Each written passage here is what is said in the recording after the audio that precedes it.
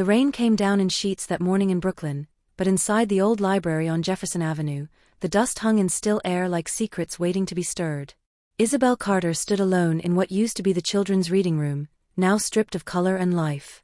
A skeletal bookcase leaned against the wall, half-eaten by termites. The Romano Foundation's renovation crews were running behind, as usual. She didn't mind. She liked the quiet, even if this place carried ghosts. She ran her hand along a splintered shelf, her fingers catching on something that felt wrong. A slight bump beneath the wood. She bent down and saw it, a small rusted metal plate protruding from the backboard, just enough to be noticeable. Curious, she pulled. The false panel gave way with a reluctant creak, revealing a narrow hollow behind the shelving. Inside, wrapped in a weathered manila envelope, was a single yellowing letter. She hesitated. The envelope had no stamp. Only a name, written in faded blue ink, Hélène Carter. Her mother. Isabelle sat down slowly, leg folding beneath her on the dusty floor. Her heart thudded in her chest. Her hands trembled as she unfolded the letter. The handwriting was slanted, uneven, but unmistakable. It was her father's. Dear Elaine. If you're reading this, it means the worst happened. I'm sorry. God, I'm so sorry. I never wanted to leave you and Izzy. I didn't vanish because I stopped loving you. He left because he had to. I owe money. To the wrong people. To the Romano family. You know the name. You've heard it whispered. They don't let people walk away. I tried to repay them. I did things I'm not proud of. I thought I could protect you both by staying away. But if you're reading this, maybe that was a lie I told myself to sleep at night. Tell Izzy he love her. Tell her I never stopped. David. Isabel sat frozen, the words burning into her brain. Romano. That name. That legacy. Luca Romano had pulled her from the sidewalk 2 years ago, during a rainstorm not unlike this one. She'd collapsed from a panic attack outside her old apartment in Crown Heights, soaked, shaking, unseen by the crowd. He'd seen her. And now, that same man was wrapped into her world in ways she never imagined. Her partner. Her protector. The man she was falling for, had already fallen for. Romano. She pressed her hand against her mouth, willing herself not to cry. Her father hadn't run away. He'd been hunted. And the people who hunted him might be the same ones who now held her heart. She stood up slowly, letter in hand, and made her way out of the hollowed library room. The workers barely noticed her as she passed them in the lobby. She stepped outside into the drizzle. New York buzzed around her, unaware. She couldn't stop shaking. That evening, she didn't go home. She walked aimlessly through the West Village, the letter tucked deep in her coat. Her mind ran in circles, asking questions with no answers. Did Luca know? Had he ever heard her father's name? Was it coincidence, or had their lives been entangled long before that night in the rain? By the time she reached the Romano penthouse, it was nearly 9.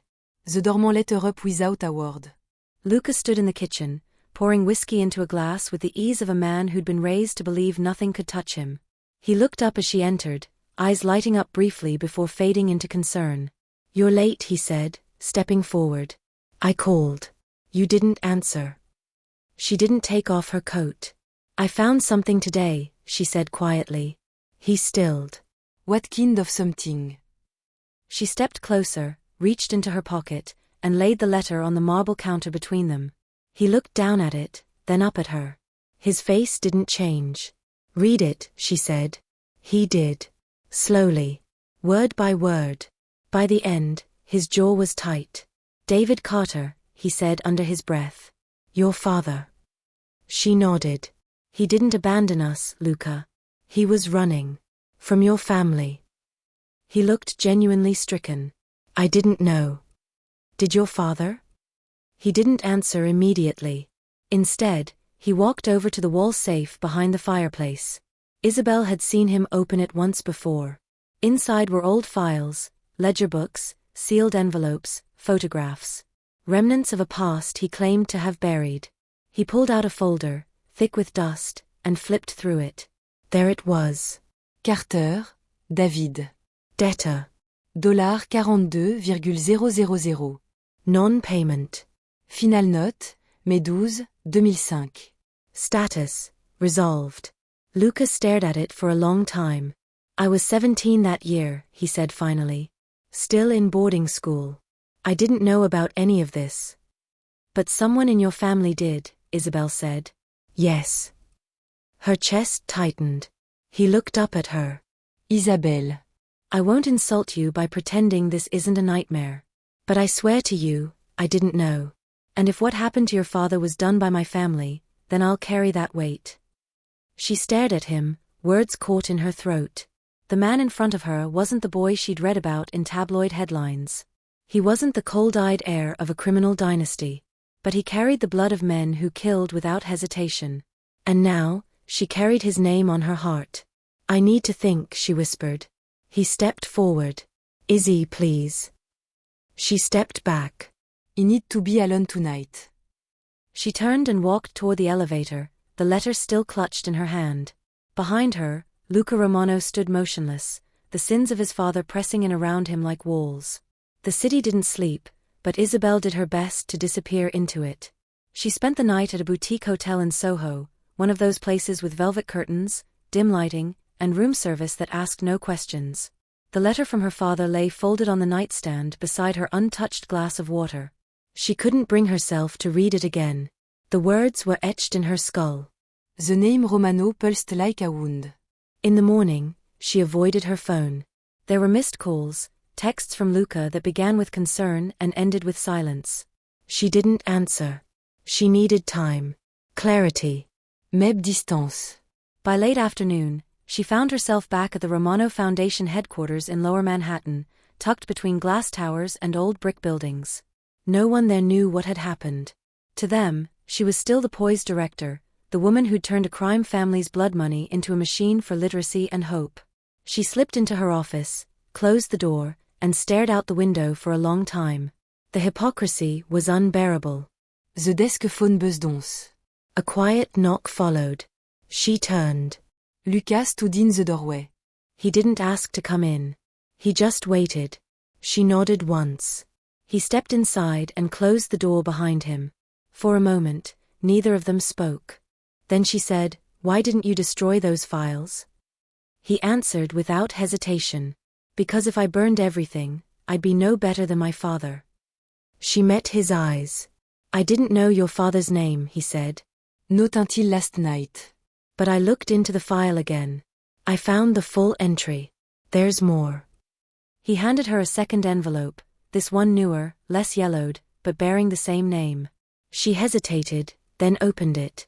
Inside were notes, handwritten in ink that had bled slightly with age. Observation. Updates. Surveillance reports. "Your father didn't just owe money," Luca said quietly. "He tried to go to the police. He was gathering evidence.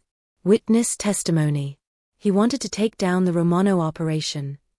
Isabel's stomach turned. "But he had a daughter," Luca continued. "You." My father knew that. "And I think that's the only reason he wasn't killed outright. Instead, they warned him. Told him to disappear. Leave town. Never come back." Isabelle flipped through the papers, heure en homme. "He didn't just run," she murmured. "He was exiled." Luca sat across from her, his expression unreadable. "My father believed in leverage. Keeping people alive was often more useful than making them disappear forever." "Useful," she echoed bitterly. "Is that how he saw us?" He didn't flinch. "I know this doesn't change what happened," he said. "But I need you to know something. I have spent years trying to make this foundation mean something. I didn't start it out of guilt. I started it to cut ties with the past." Isabel looked down at the letter again. The final line from her father burned in her mind. "Tell Izzy I never stopped loving her." She closed the folder and leaned back in her chair. "So what now?" she asked. Luca didn't answer immediately. He stood, walked to the window, and looked out over the skyline. Then he turned back. "I don't expect you to forgive me," he said. "Or my family. But I'll answer any question you have. No lies. No silence." She studied him for a long time. This wasn't the same man she'd met 2 years ago. That man had been charming, unreadable, cloaked in expensive suits and unshakable confidence. This man was stripped bare. And yet she couldn't shake the image of her father, alone, afraid, driven into hiding because of the name that now lived on her lips. Was there ever a moment, she asked slowly, when you thought about walking away from all of this? He smiled, but it didn't reach his eyes. Every day. Since the day I met you. She wanted to believe him. Part of her did. But part of her also remembered what it felt like to grow up without answers. Without a father. And now she had them. But they came wrapped in the very thing that had taken him away. She stood. I need air. He didn't stop her this time. Outside, the air was sharp with the bite of coming rain. Isabel walked toward the East River, her coat pulled tight against the wind. Her thoughts tangled. Could she love a man whose name had once inspired fear in her father? Could she trust someone who had inherited not just a fortune, but a legacy of silence? And worse, was she any better for using that legacy to fund her career? Back in her apartment that night, she sat with the lights off, the windows open. New York buzzed below her, uncaring. She opened her laptop and pulled up the foundation's donor registry. She typed in her father's name. Nothing. She typed anonymous, May 2005. A few entries appeared. One was a direct deposit to a private clinic in Queens, Elaine Carter's cancer treatment. Paid in full. She stared at the screen, her throat tight. Romano, she whispered. They had paid for her mother's survival.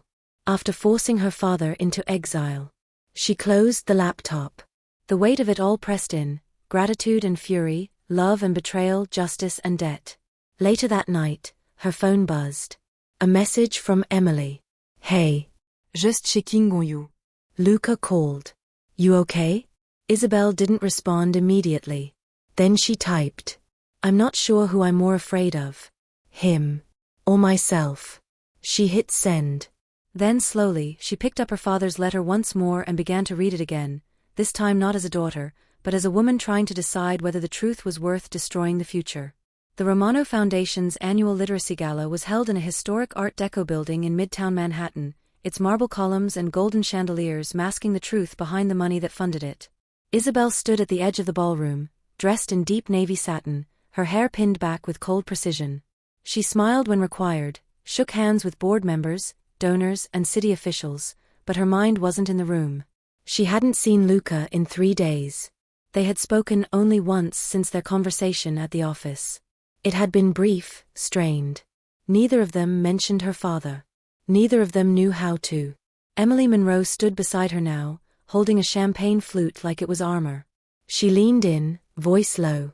You're going to snap that glass in half if you grip it any tighter. Isabelle forced a smile. I'm fine. You're lying, Emily said. Which is fine. But you're not good at it. Isabelle exhaled and glanced around the room. Everyone was watching. Waiting for her to deliver the keynote speech that tied the foundation's past to its future. She had written it last week, full of hope and resolve. Now, it felt dishonest. Emily took her arm gently. Come on. You need air. They slipped out through the side door into a private hallway lined with old framed photographs. Isabelle leaned against the cool marble wall.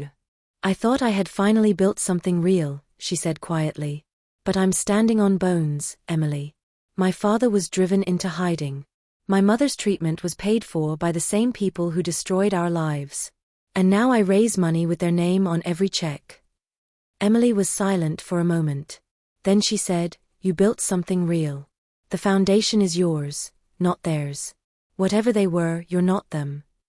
Isabel didn't answer. Just then, her phone buzzed.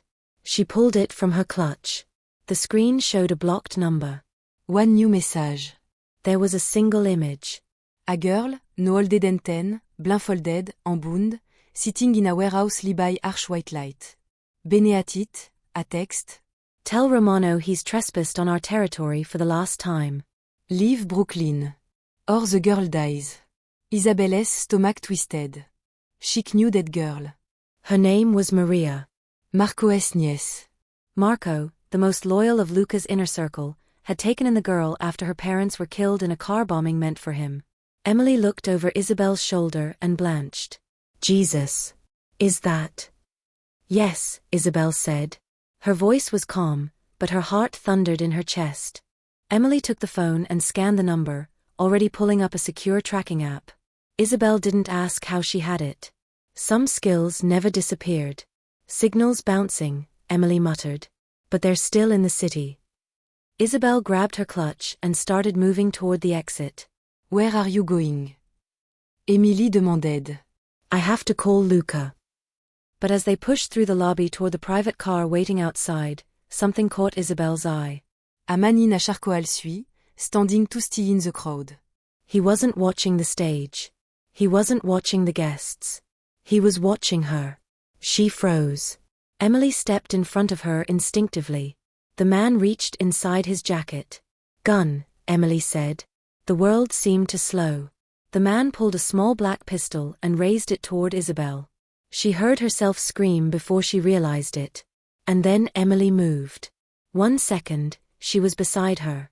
The next, she was in front of her. The shot rang out like a whip crack through the marble. Emily dropped. Chaos erupted. Guests screamed. Security tackled the shooter.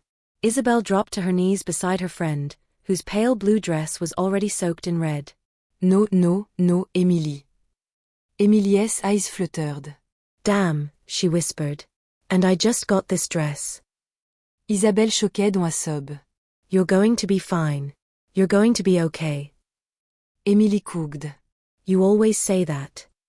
Emily, stay with me. Please. I couldn't save you back then, Emily said. When your dad left. When your mom was dying. I didn't know how. Tears streamed down Isabelle's face. But I could do this, Emily murmured. Just once. He could protect you. The ambulance arrived minutes later. Emily's pulse was weak, but there. Isabel rode with her, holding her hand, refusing to let go. Outside the hospital, Luca met her with bloodshot eyes and fists clenched so tight his knuckles turned white. I got the message, he said. I told you, Isabel snapped. This is what they do. This is the world you tried to leave behind, and it keeps dragging us under. Luca looked at her, broken. This was meant for you. I know. He didn't speak for a moment.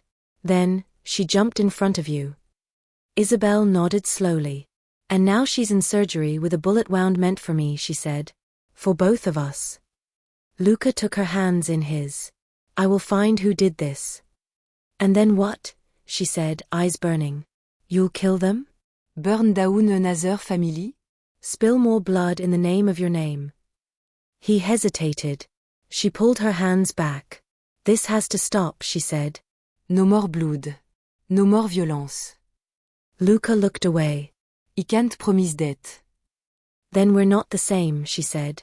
She turned and walked into the hospital, leaving him standing under the flickering fluorescent light. Inside, the nurse told her Emily was stable, for now. But there was a risk of internal bleeding. She would need more surgery. More time. Isabel sat beside her, clutching her cold fingers. Guilt clawed at her throat. She hadn't protected Emily. Emily had protected her. Again. The screen on her phone lit up with a new message. No signature. No number. Just a sentence. This is just the beginning. She stared at it, unblinking. Outside, the storm that had threatened all day finally broke. The hallway outside the hospital's intensive care unit was too quiet. Fluorescent lights hummed above, their soft buzz underscoring every second that ticked by. Isabel sat on the bench just outside room 14, her eyes fixed on the window where Emily lay motionless under white sheets, machines monitoring her every breath. The bullet had passed dangerously close to her spine. The doctors said she was lucky. Isabel didn't feel lucky. She felt responsible. The message still haunted her. This is just the beginning. She hadn't told Luca yet. She didn't want to give him another excuse to act on instinct. She knew what his instincts were, violent, immediate, absolute. But Isabel also knew that the next time someone came for her, they might not miss. She had grown up learning how to endure fear. But this was different. This was targeted. Strategic. Personal. Luca arrived that evening, not in a suit, but in a black sweater and jeans, his expression drawn and unreadable. He said nothing as he approached. He didn't look through the window. He sat beside Isabel and clasped his hands between his knees. I found out who ordered the hit, he said. She turned slowly. Who? Luca Costa. The name hit her like ice water. Vincent Costa's son? She asked.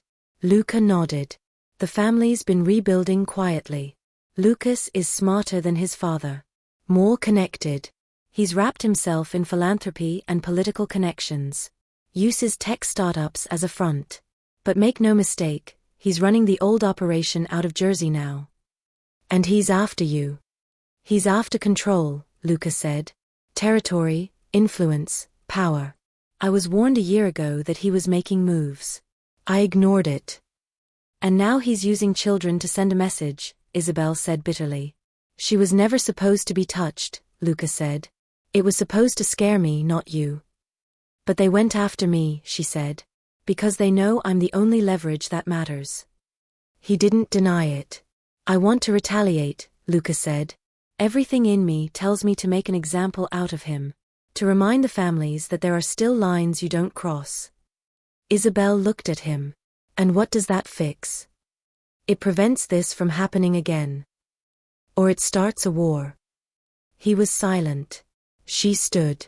Do you know how many people in this city believe the Romano Foundation is a force for good?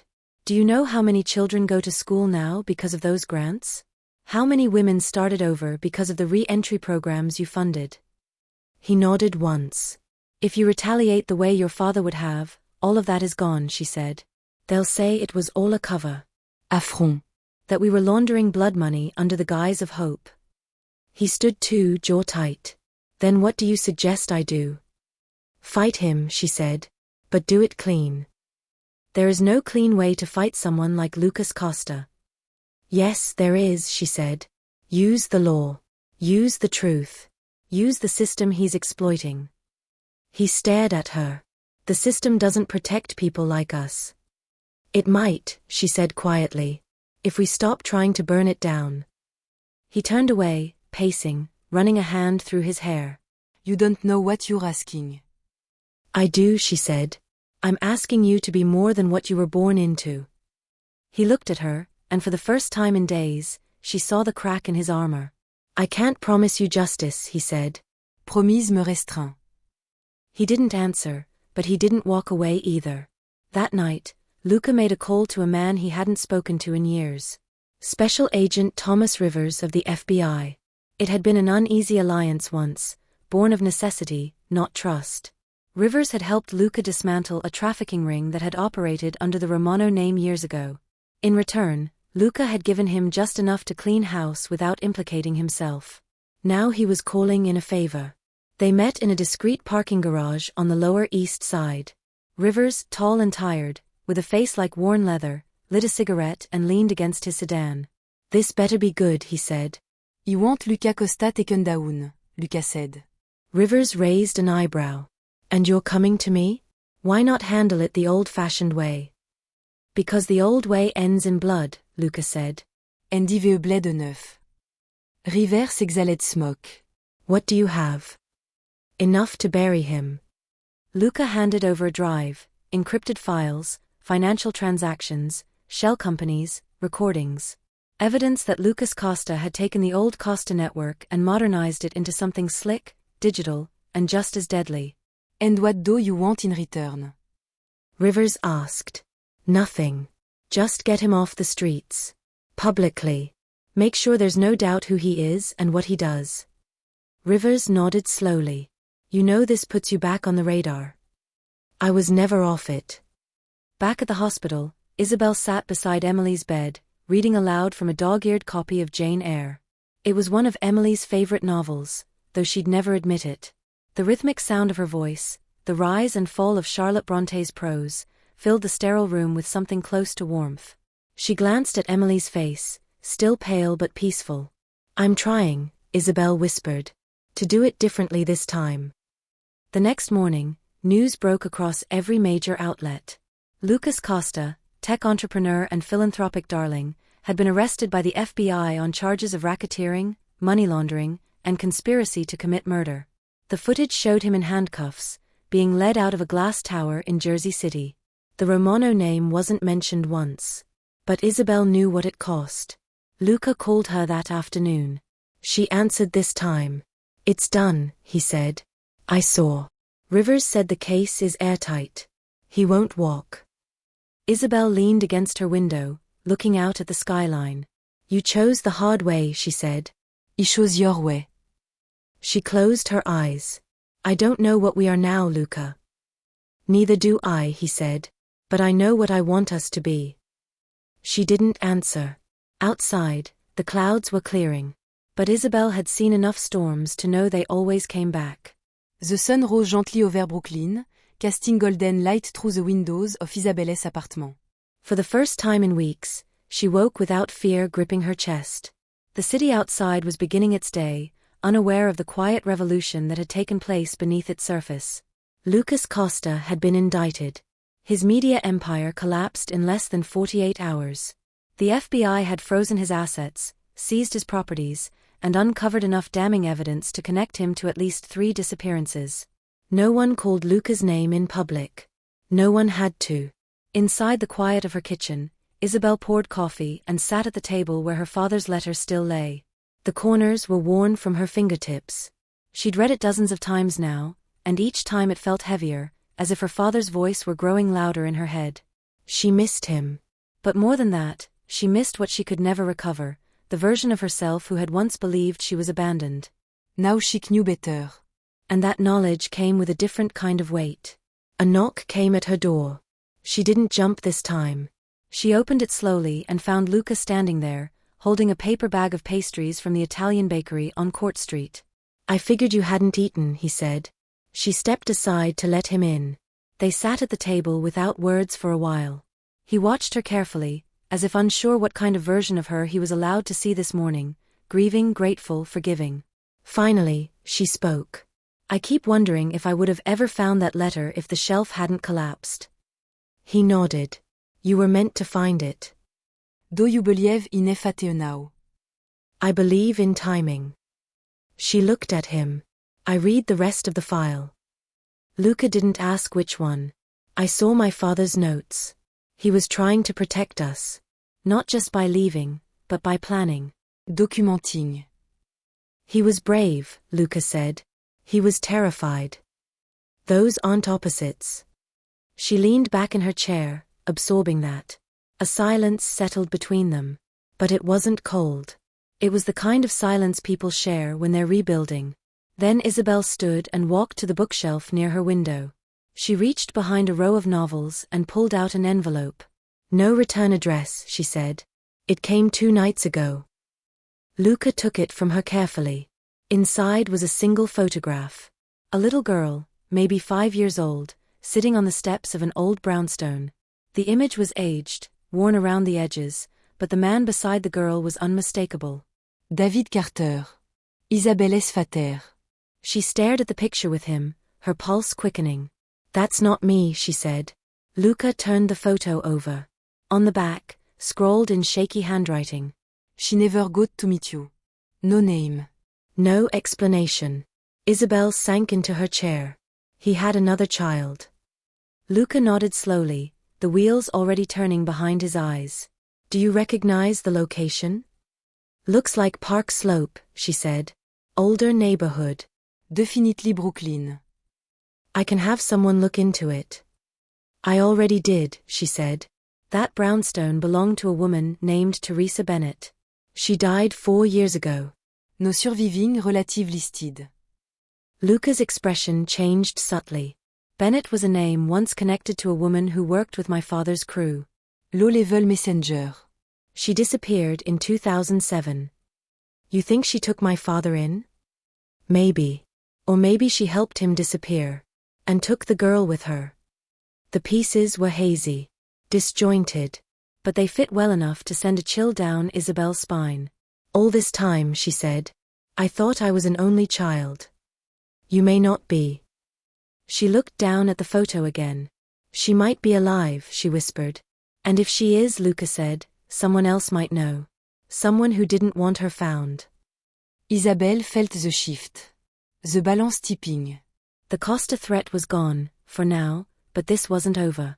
Her father's secrets ran deeper than she'd known. And whoever sent the photo didn't do it for sentiment. They wanted her to know. Why now? Why after Lucas had been taken down? She glanced up at Luca. Do you think this is connected? He didn't answer immediately. Maybe it's a warning. Maybe it's an invitation. Or a challenge. He nodded. What would you do, she asked, if you found out you had a sister you'd never met? He didn't hesitate. I'd find her. And if she didn't want to be found? Idées titraille. That night, Isabel stood by her window as Brooklyn lit up beneath her. The world kept moving, people laughing in restaurants, traffic weaving through intersections, children running on sidewalks. Life didn't stop, even when your world did. She pressed the photograph against the glass, lining up the image with the horizon. The brownstone in the photo had been repainted, its steps now worn and covered in ivy. She would go there tomorrow. Not with Luca. Alone. Because some things, some truths, had to be faced on your own terms. She didn't know what she would find. A name. A memory. A girl grown into a woman with a different last name, a different story. Maybe someone who hated her for never looking sooner. But she would go anyway. And this time, she wouldn't run from the past. She would walk straight into it. Behind her, Luca spoke from the doorway. Whatever you find, you won't be alone. She turned, and for the first time in days, she allowed herself to believe it. Outside, the city whispered its endless promise, beginnings built from endings, and the possibility that not all ghosts are meant to be buried. Some are meant to be found.